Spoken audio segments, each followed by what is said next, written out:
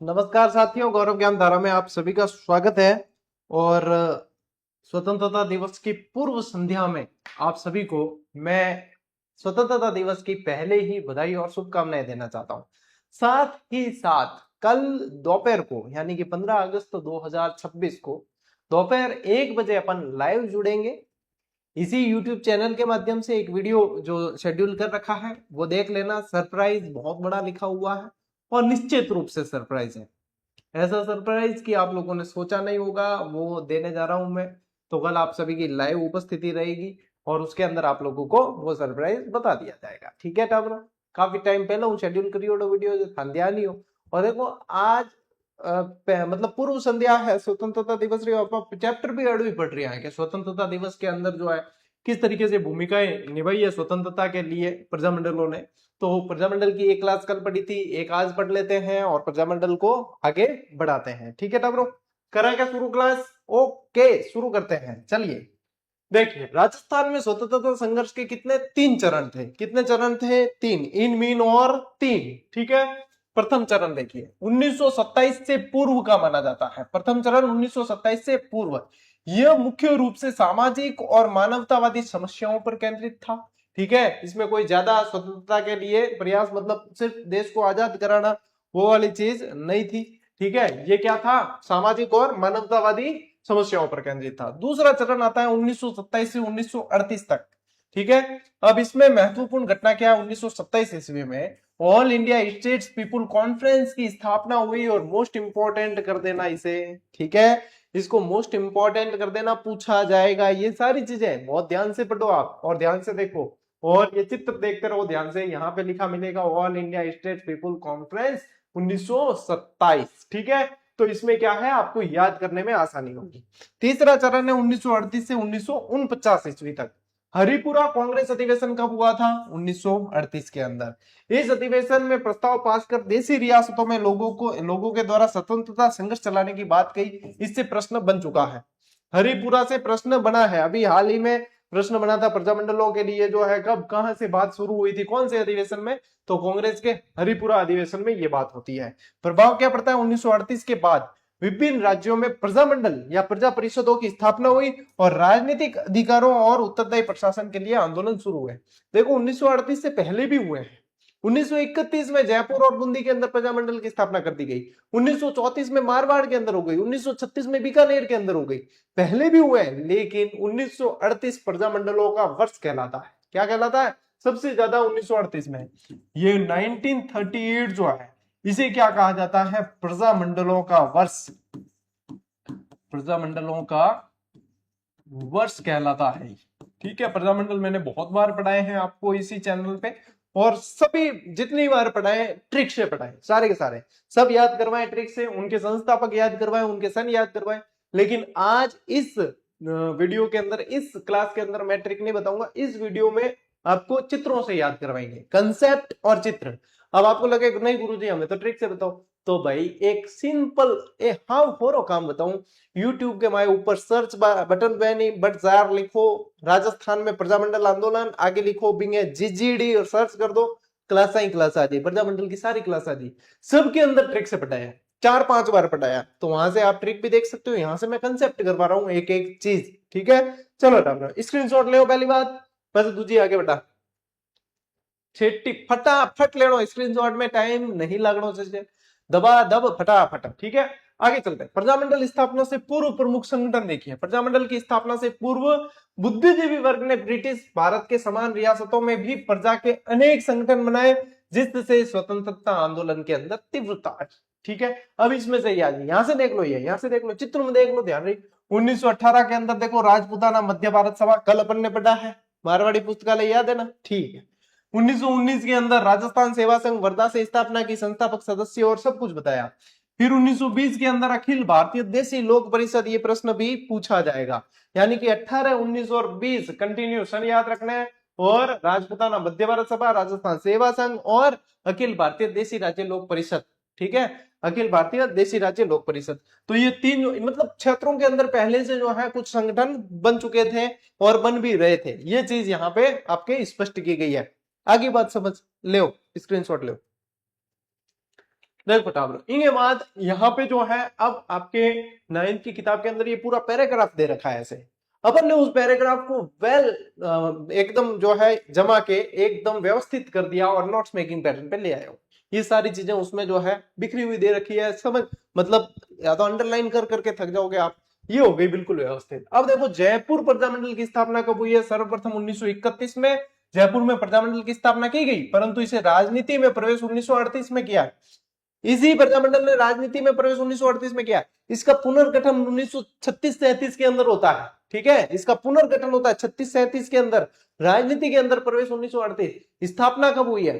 स्थापना हुई है 1931। बूंदी वाला भी 1931 के अंदर ही हुआ था। यहाँ पे जैसे बूंदी के अंदर यहाँ दे रखा है 6 वर्ष बाद जो है 1944, ये आरबीएससी किताब में दिया है, लेकिन बूंदी में कांतिलाल चौथानी ने 1931 के अंदर ही कर दिया था, ये ध्यान रखना आप। जयपुर और बूंदी 1931 के अंदर स्थापित हो चुके हैं।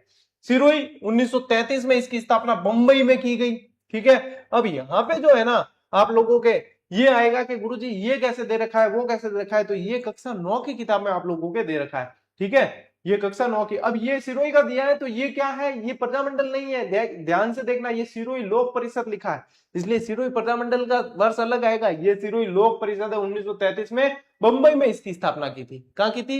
बंबई के अंदर स्थापना की थी। फिर मारवाड़ प्रजामंडल, ये प्रजामंडल है, 1934 के अंदर की थी, ठीक है। बीकानेर लोक परिषद 1936 में की है, और बीकानेर प्रजामंडल की स्थापना भी 1936 में मगाराम वेद जो होते हैं वो इनके अध्यक्ष बनते हैं। कोटा प्रजामंडल 1938 में स्थापना हुई है।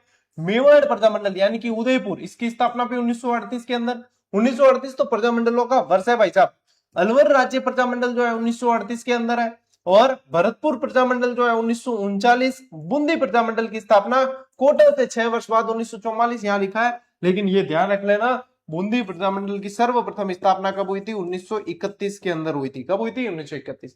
जैसलमेर प्रजामंडल की स्थापना 1945 के अंदर की गई है। तो ये कुछ आप लोगों की जो दे रखी थी पैराग्राफ के अंदर, उसको मैंने बिल्कुल व्यवस्थित करके और आप लोगों के समक्ष यहाँ पे प्रस्तुत कर दिया है, ठीक है। अब इनमें से कुछ में आप लोगों को कंफ्यूजन होगा, तो वहां पे लोक परिषद है इसलिए वो कंफ्यूजन है, ठीक है। और कुछ में ये है कि इन्होंने पहले वाला वर्ष नहीं देके बाद वाला वर्ष दे दिया, इसलिए कंफ्यूजन है, जैसे कि बूंदी, जैसे कि बूंदी। तो उसके अंदर आप लोगों को चिंता नहीं करनी, आगे डिटेल में एक एक प्रजामंडल अपन पढ़ने वाले हैं, तो वहां पे क्लियर होगा। ऐसे नहीं कि गुरुजी हमने ये पढ़ रखा है, वहां ये दे रखा है।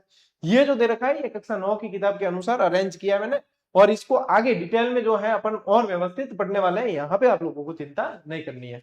लीजिए स्क्रीनशॉट। ये क्या है कि ये क्रम दे रखा है आपके 9th की किताब में, इसलिए क्रमानुसार इसको कर दिया अपन ने। चलिए आप देखो, जोधपुर में जन आंदोलन की शुरुआत और सुभाष चंद्र बोस का आगमन मोस्ट इंपॉर्टेंट है भैया। ये सर्वप्रथम राजस्थान का जन आंदोलन सर्वप्रथम जोधपुर से प्रारंभ हुआ था, और सुभाष चंद्र बोस का दौरा होता है जनवरी 1938 के अंदर। नेताजी सुभाष चंद्र बोस जनवरी 1938 में जोधपुर आते हैं, और उन्होंने लोगों को त्याग और बलिदान के लिए सदैव तत्पर रहने के लिए कहा। सुभाष चंद्र बोस ने तो कहा भी तुम मुझे खून दो मैं तुम्हें आजादी दूंगा, ठीक है, तुम मुझे खून दो मैं तुम्हें आजादी दूंगा। ठीक है कि सुभाष चंद्र बोस अभी इस जो कलयुग के अंदर अभी यानी अभी के वर्षों के अंदर नहीं है, नहीं तो लोग जो है खून देने के लिए भी पकड़ के किसी को ले जाए, तू दे मैं नहीं दूं, ठीक है। तो आजकल ये वाली भावनाएं हैं। ले उठा ब्रो, स्क्रीनशॉट लो। देखिए द्वितीय महायुद्ध का विरोध और राजनीतिक इस्तीफा। विरोध का कारण क्या था? द्वितीय महायुद्ध में अंग्रेजों ने देशी राज्यों से परामर्श किए बिना ही उन्हें युद्ध में धकेल दिया। पहला जो प्रथम विश्व युद्ध था उसके अंदर तो विचार विमर्श किया था, राजाओं को मनाया था, ये सब कई थी बातें। लेकिन दूसरा जो विश्व युद्ध हुआ उसमें विचार विमर्श किया, डायरेक्ट धक्का दे दिया, जाओ भाई लड़ो, ठीक है। तो यहाँ पे क्या विरोधाभास हो गया। मारवाड़ लोक परिषद की भूमिका देखिए। मारवाड़ लोक परिषद ने ब्रिटिश सरकार के इस कदम के विरोध में आवाज उठाई, और जय नारायण व्यास जिसे मारवाड़ का शेर कहा जाता है, लक्कड़ व कक्कड़ कहा जाता है, और धुन के धनी कहा जाता है, जोधपुर प्रजामंडल के अंदर या मारवाड़ के अंदर बहुत ही जबरदस्त नाम है जय नारायण व्यास का। जब ब्रिटिश प्रांतों ने कांग्रेस मंत्रिमंडलों में अपना रोष जताते हुए पदों से त्याग पत्र दिए, तब जोधपुर के जय नारायण व्यास ने भी सलाहकार परिषद से इस्तीफा दे दिया था। मोस्ट इंपॉर्टेंट लाइन है, ठीक है। गैर कानूनी 29 मार्च 1940 को देखिए जय नारायण व्यास के इस्तीफे और विरोध के कारण सरकार ने 29 मार्च 1940 को मारवाड़ लोक परिषद को गैर कानूनी संस्था घोषित कर दिया और अनेक नेताओं को जेल में डाल दिया। यह भी मोस्ट इंपॉर्टेंट है। मारवाड़ लोक परिषद को कब गैर कानूनी घोषित किया, तो दिनांक भी दे रखी है 29 मार्च 1940 को किया है। और कई सारे नेता जो इससे जुड़े हुए थे उनको जेल में डाल देते हैं। ठीक है, याद रखी जाएगी, रखनी पड़ेगी। परीक्षा देनी है, पास होना है, सिलेक्शन लेना है, याद रखने तो जरूरी होगी रे भाई। ले स्क्रीनशॉट ले टाबरों आगे बढ़ा। देखो छात्रों की सक्रिय भूमिका। अब जन आंदोलन में छात्रों ने बहुत सक्रिय भाग लिया, जिनमें जगदीश लाल, जोरावर मल और मदन लाल। भाई साहब ये बहुत कम जो है किताबों के अंदर, यदि आप देखो तो गाइडों के अंदर बहुत कम मिलेगा। मेरी भी गाइड में जो है नहीं देखने को मिलता, लेकिन कक्षा 9 की किताब में दे रखा है, तो अपन ने इसको बहुत अच्छी तरीके से हाईलाइट किया है। क्या छात्रों ने क्या कहा, स्कूल नहीं जाएंगे, परीक्षा नहीं देंगे, तो छात्रों ने भी एक तरीके से सक्रिय भूमिका निभाई। इन छात्रों ने अन्य छात्रों को स्कूल जाने से रोका और उनसे परीक्षा न देने का अनुरोध किया। ठीक है, देख लो हाथ में तख्तियां हैं इनके। लोक परिषद के डिक्टेटरों की गिरफ्तारियां 1942 में होती है। आंदोलन को आगे बढ़ाने वाले लोक परिषद के डिक्टेटर यानी नेतृत्वकर्ता जो थे, उन पर पुलिस ने कड़ी कार्रवाई की। और छठे डिक्टेटर जो थे फूलचंद बाफना को 18 अगस्त 1942 को गिरफ्तार किया गया। सातवें डिक्टेटर नागौर के शिवदयाल दवे को भी गिरफ्तार किया। और आठवें डिक्टेटर तुलसीदास राठी को भी उसी दिन गिरफ्तार कर लिया। और आप लोगों के प्रश्न ये बन सकता है कि फूलचंद बाफना, शिवदयाल दवे, तुलसीदास राठी का संबंध कहां से था। ठीक है, ये आप लोगों को पूछ सकता है। तो यहाँ पे आप लोगों को ध्यान रखना है, अभी अपन मारवाड़ के प्रजामंडल पढ़ रहे हैं, तो यहाँ पे ये ध्यान रखना है। अब विशेष घटना देखिए कि पुलिस ने एक ही दिन 18 अगस्त 1942 में लोक परिषद के 3 डिक्टेटर, छठे, सातवें और आठवें को गिरफ्तार कर लिया था। कौन कौन थे यहाँ पे, फूलचंद बाफना, शिवदयाल दवे और तुलसीदास राठी। तो ये आप लोगों को ध्यान रखना है भाई, ये मारवाड़ के प्रजामंडल से संबंधित है। ठीक है, चलो स्क्रीनशॉट ले। फिर देखिए मारवाड़ के आंदोलन में स्त्रियों का योगदान क्या था। तो 18 अगस्त 1942 5 स्त्रियों ने स्कूली छात्रों के साथ मिलकर ब्रिटिश विरोधी नारे लगाते हुए प्रभात फेरी निकाली। आज भी प्रभात फेरियां निकलती है भजन कीर्तन करते हुए। तो प्रभात फेरी जो है सुबह, प्रभात यानी कि सुबह उठते ही, पौ फटने से पहले जो फेरी निकलती है उसको बोलते हैं प्रभात फेरी। तो महिलाओं ने निकाली है यहाँ पे। सड़क पर धरना दिया घुड़सवार पुलिस को रोकने के लिए। ये स्त्रियां सड़क पर लेट गई, जिससे भीड़ इकट्ठी हो गई और जो है जनता पुलिस को बुरा भरा कहा और पत्थर फेंके। ठीक है, और जो है यहाँ पे ये सब हटा देना, जनता ने पुलिस को बुरा भला कहा और पत्थर फेंके हैं। ठीक है, तो यहाँ पे ये जो है देखो महिलाएं लेट गई, यहाँ पे घुड़सवार सेना अब आगे कैसे बढ़े, है ना। तो यहाँ पे एक तरीके से रोक दी। प्रमुख महिलाएं कौन कौन थी, यही से प्रश्न पूछते हैं। एक तो रमा देवी, कृष्णा कुमारी और दयावंती। कृष्णा कुमारी कौन, अचलेश्वर प्रसाद की पत्नी, और दयावंती कौन, रामचंद्र पालीवाल की पत्नी। कौन, रामचंद्र पालीवाल की पत्नी। कुल मिला के नाम याद रख लेना, रमा देवी, कृष्णा कुमारी और दयावंती। ठीक है, रमा देवी, कृष्णा कुमारी और दयावंती कहां से संबंधित थी, मारवाड़ से। कहां से, मारवाड़ से। चित्र में भी याद रख सकते हो, रमा देवी, कृष्णा कुमारी और दयावंती। ठीक है, चलिए स्क्रीनशॉट लो। देखो स्कूलों में धरना। इससे पूर्व इन महिलाओं ने सर प्रताप स्कूल, पुष्टिकर स्कूल और सरदार हाई स्कूल के अंदर जो है धरना देने का प्रयास किया है। ठीक है, तो ये ध्यान रखना है आप लोगों को, है ना, ये ध्यान रखना है। ये पुष्टिकर नहीं है, ये है पुष्कर स्कूल। ठीक है, और 22 सितंबर 1942 की सभा, इस सभा में सूरज देवी माथुर और सावित्री देवी माथुर ने उत्तरदायी शासन संबंधी गीत गाए हैं। मोस्ट इंपोर्टेंट है, जहां जहां महिलाओं के नाम आ रहे हैं प्रजामंडल के अंदर, स्पेशल रूप से लिख कर रखना, क्योंकि ये महिलाओं के नाम जब पूछते हैं ना, फिर वहां पे जो है अपने को छीने गिननी पड़ती है कि ये नाम आया कहां से। भाई साहब ओ नाम कटो आयो, ओ नाम कटो आयो। तो अभी जोधपुर वाले पढ़ रहे हैं अपन, तो जोधपुर के अंदर ही आ रहे हैं। ये सूरज देवी का प्रश्न बन चुका है पहले। ठीक है, सूरज देवी और सावित्री देवी। ठीक है ना। आर्य समाज कन्या पाठशाला की प्रधानाध्यापिका ने भी इस सभा के अंदर एक जोशीला भाषण दिया था। और जोधपुर राज्य की व्यवस्थापिका सभा की स्थापना ये कब होती है, सार्वजनिक मांग पर 1944 में जोधपुर राज्य की व्यवस्थापिका सभा की स्थापना की गई। और राष्ट्रवादी नेता इस व्यवस्थापिका सभा के गठन से संतुष्ट नहीं हुए थे। ठीक है, दोनों चीजें ध्यान में रखनी, कब की गई और ये संतुष्ट नहीं हुए थे। ठीक, लीजिए स्क्रीनशॉट।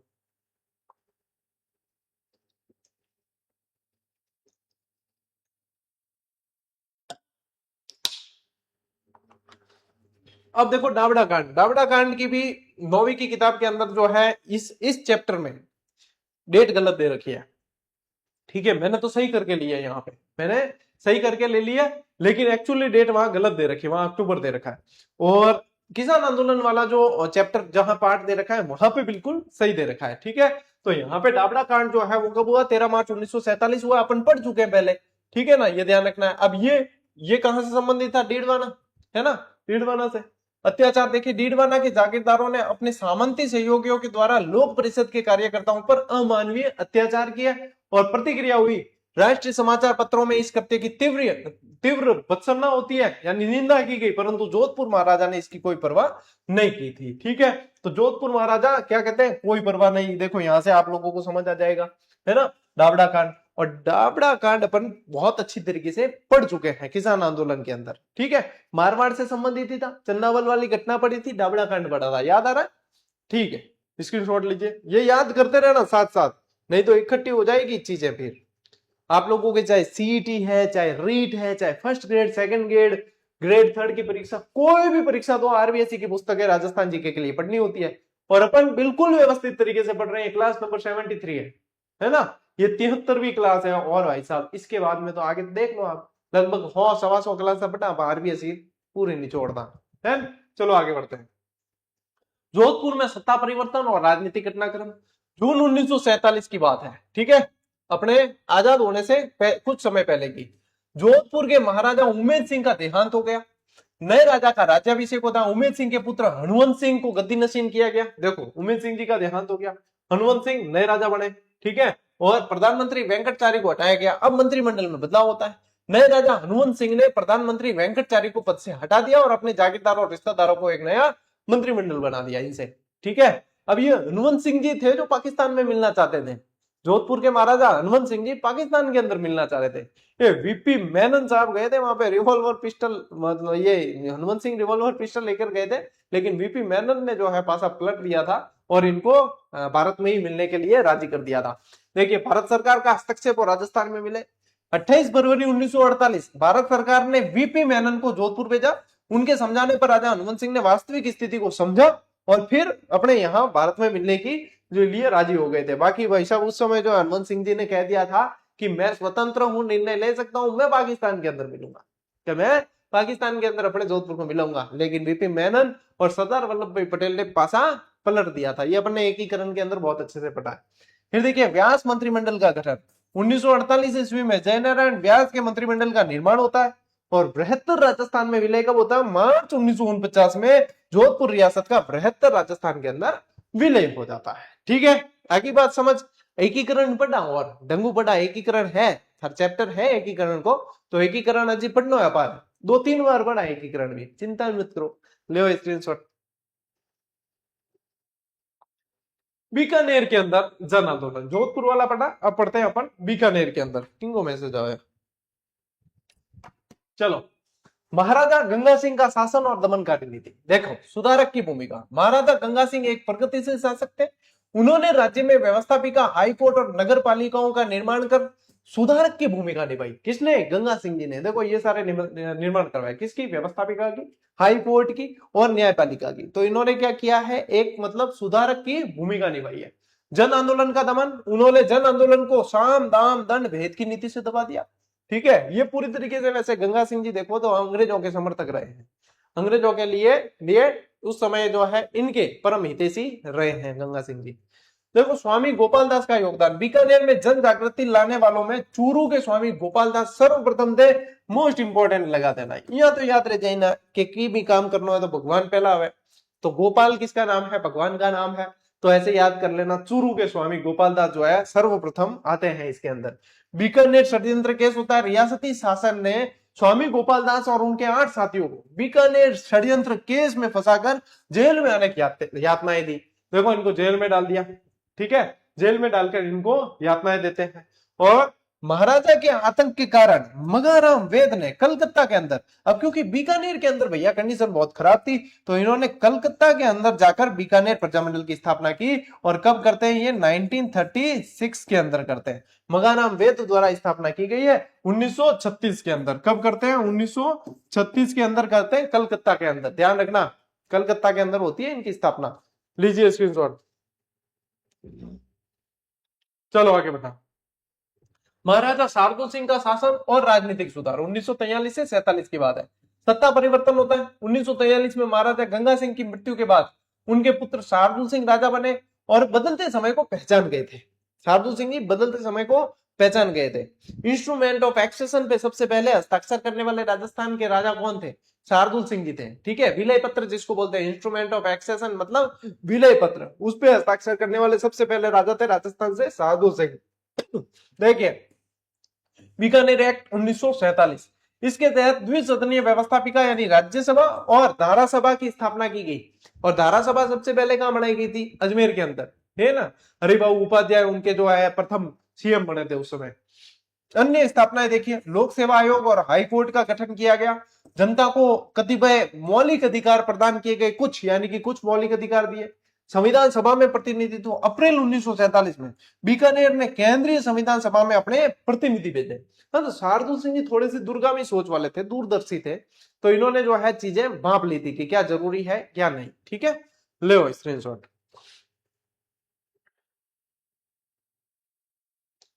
बीकानेर संविधान अधिनियम और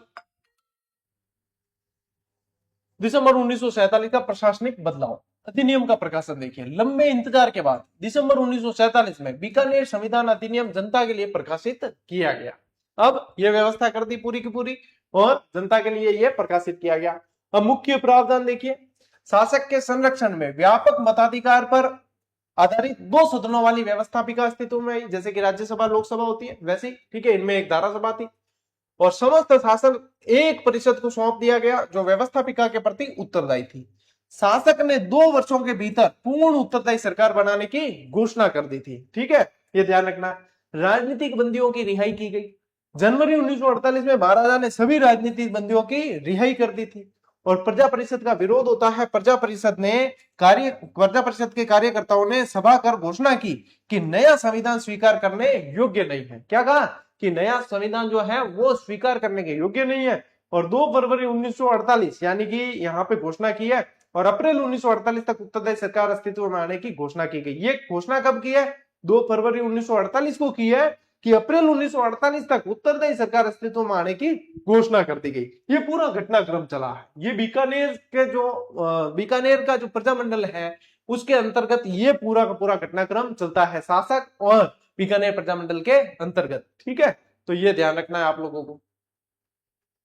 चलिए स्क्रीनशॉट लीजिए।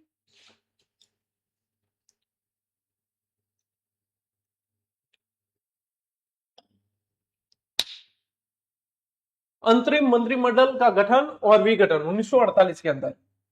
18 मार्च 1948 महाराजा शार्दुल सिंह ने मंत्रिपरिषद के स्थान पर दैनिक शासन चलाने के लिए एक मिला जुला अंतरिम मंत्रिमंडल बनाने की घोषणा की। क्या कहते हैं? मिला जुला मंत्रिमंडल बनाते, कुछ आपके कुछ हमारे। ठीक है, अब प्रजामंडल चुनाव करवाने के पक्ष में था और सामंती प्रतिनिधियों के साथ मिलकर जन प्रतिनिधियों के लिए सरकार चलाना संभव नहीं था, तो इसलिए विफल होने का ये कारण रहा है, विफल हुआ है ये, और मंत्रिमंडल फिर भंग होता है।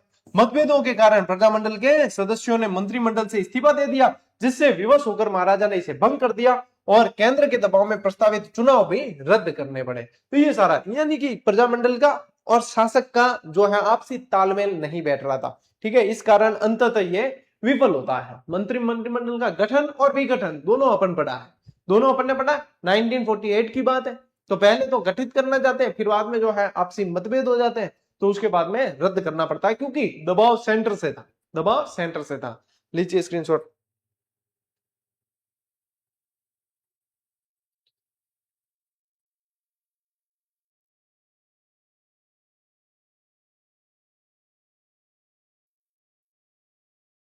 चलो आगे बढ़ते हैं। कैबिनेट योजना संविधान निर्मात्री सभा और भारत में विलय किसका? बीकानेर का। देखिए, संविधान निर्मात्री सभा कैबिनेट योजना के अंतर्गत भारत में अंतरिम सरकार बनी। महाराजा शार्दुल सिंह ने दूरदर्शिता दिखाते हुए रियासतों को संविधान निर्मात्री सभा में भाग लेने के लिए आमंत्रण को स्वीकार किया और अन्य राजाओं को भी प्रेरित किया। किसकी बात हो रही है? महाराजा शार्दुल सिंह की बात हो रही है। ठीक है, के एम पन्नीकर 28 अप्रैल 1947 बीकानेर के प्रतिनिधि के रूप में के एम पन्नीकर ने संविधान निर्मात्री सभा में अपना स्थान ग्रहण कर लिया। मोस्ट इंपोर्टेंट सवाल है ये, मोस्ट इंपोर्टेंट सवाल कर देना यहां से, क्योंकि के एम पन्नीकर का संबंध कहां से था पूछ सकते हैं। तो ये बीकानेर के प्रतिनिधि के रूप में थे यहाँ पे।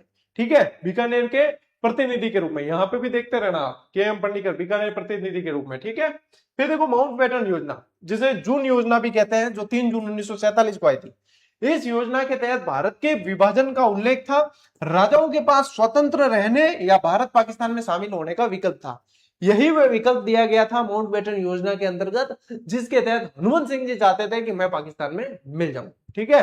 फिर क्या, महाराजा साधु सिंह ने बीकानेर राज्य को भारतीय संघ में सम्मिलित करने का निर्णय लिया और बीकानेर के वृहद राजस्थान में शामिल होने में कोई अड़चन पैदा नहीं हुई।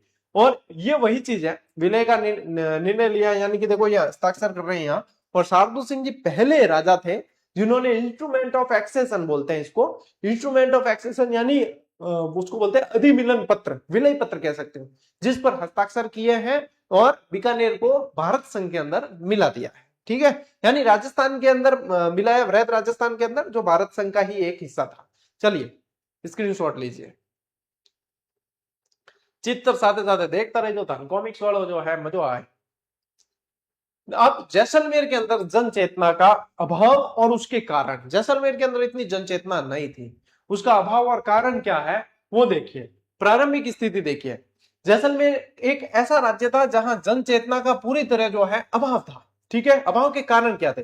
जैसलमेर की कम जनसंख्या थी, दूरी ज्यादा थी, मरुस्थलीय प्रदेश था ना, तो कम जनसंख्या है, और राज्य का अधिकांश भाग मरुस्थलीय था।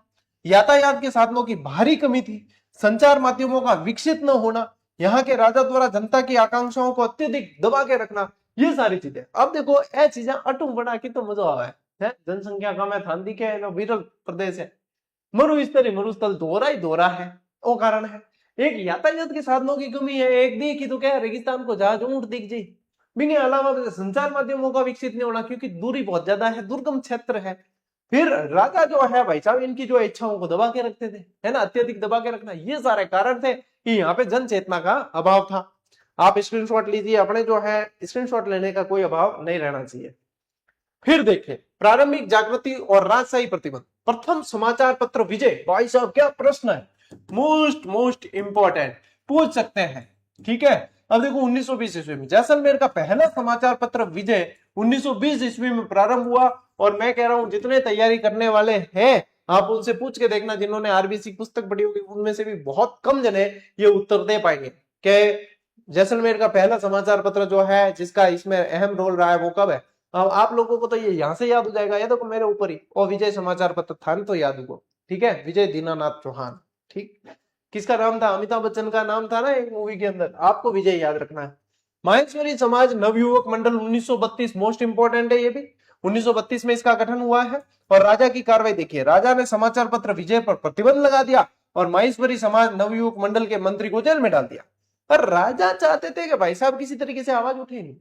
फिर जागरमल गोपा आते बाद में, तो जागरमल गोपा के ऊपर कितना अत्याचार किया जाता है। उन्होंने जैसलमेर का गुंडा राज पुस्तक लिखी है ना, जैसलमेर का गुंडा राज पुस्तक भी लिखी है। चलिए एक बार स्क्रीनशॉट लीजिए, फिर आगे बढ़ते हैं। सागरमल गोपा का संघर्ष और शहादत, जन जागृति के जनक रहे हैं। सागरमल गोपा जैसलमेर के ऐसे पहले व्यक्ति थे जिन्होंने रियासत के ऋणग्रस्त शासक के विरोध जनता में जागृति पैदा की, ठीक है, जनता को चेताया इन्होंने। अब चेताने का जो परिणाम क्या हुआ है वो देखो, उधर जेल में डाल के जो वहां पे पीटा गया, इनको अत्याचार किए गए, अत्याचार का सामना किया इन्होंने, रियासती शासन के भयंकर आतंक और क्रूर अत्याचारों का शिकार हुए हैं। सागरमल गोपा के बारे में अपन ने व्यक्तित्व के अंदर टॉपिक में पढ़ा है। तो रियासती शासन ने जो है भयंकर अत्याचार इनके ऊपर किए हैं।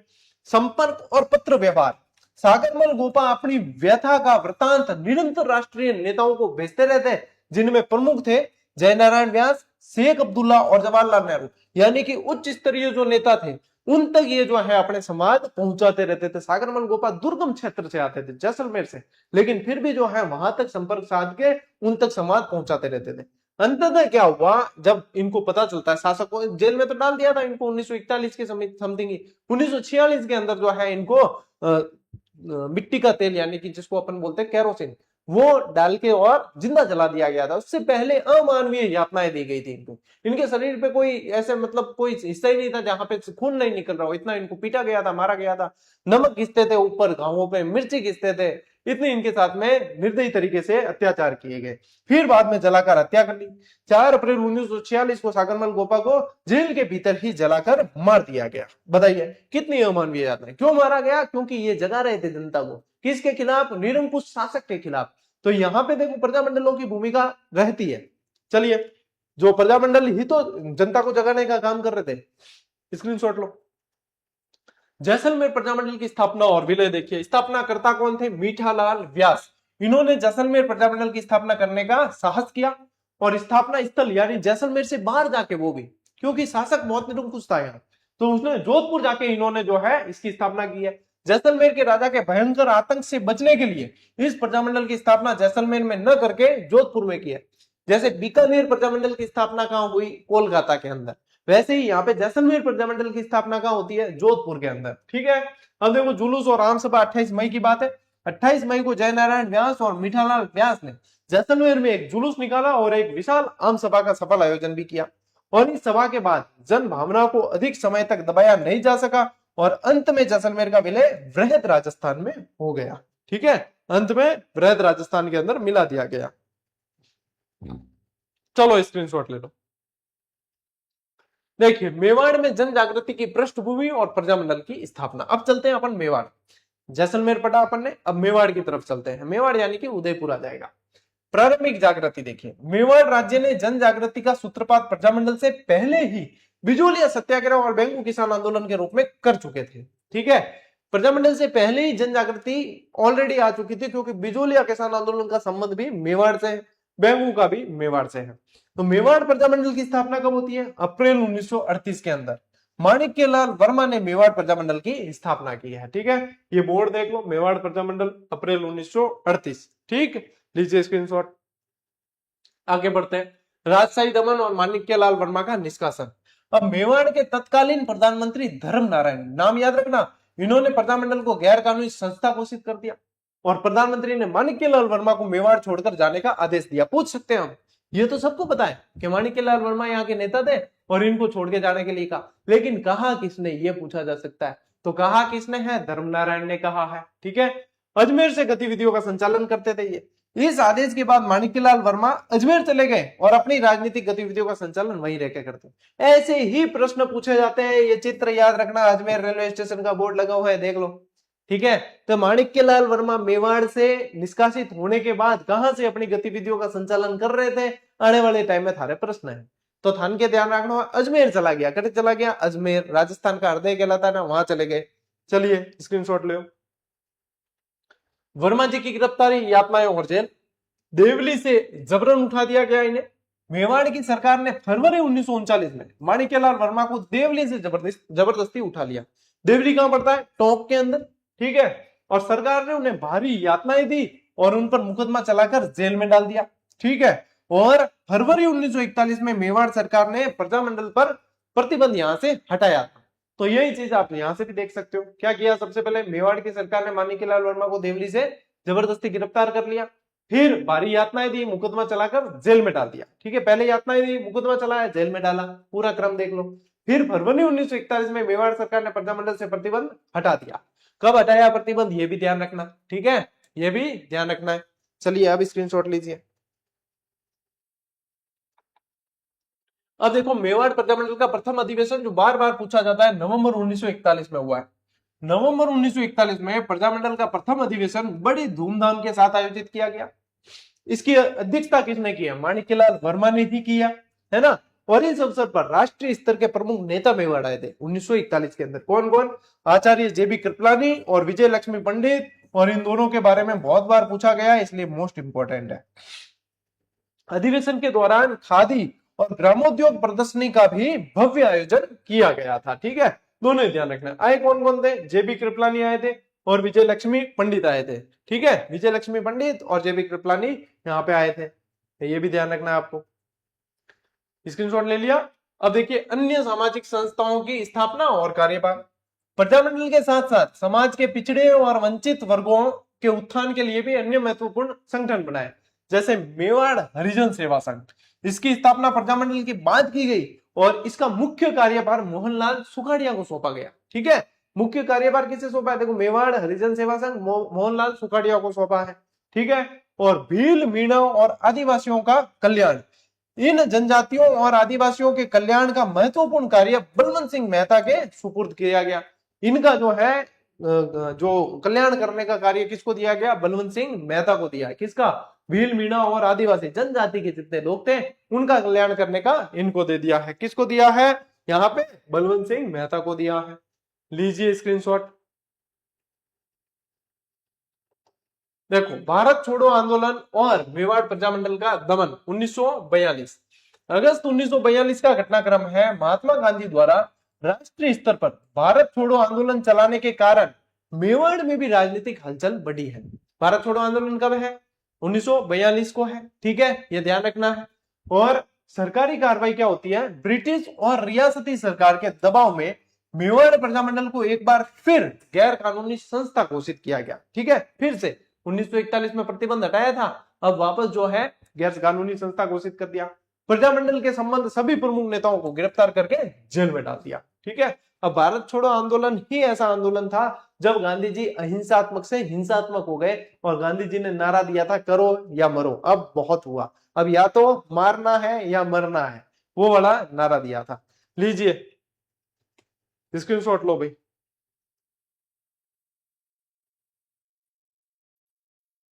अखिल भारतीय देशी राज्य लोक परिषद का 7वां अधिवेशन होता है 1945 में, और ये इतना मोस्ट इंपोर्टेंट है कि इससे लगभग प्रश्न आप लोगों के देखने को मिल जाता है।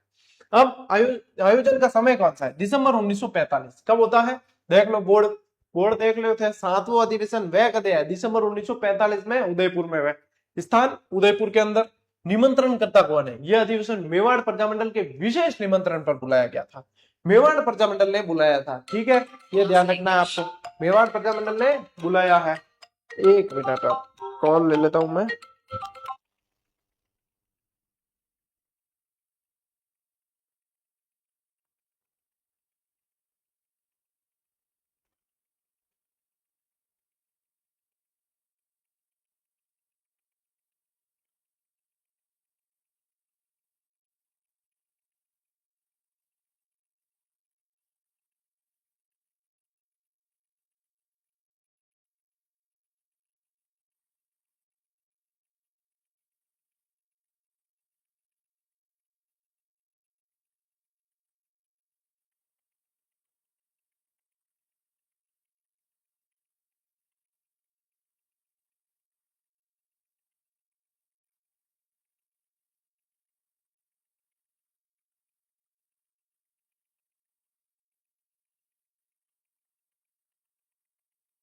हाँ भाई, कहां पे थे अपन?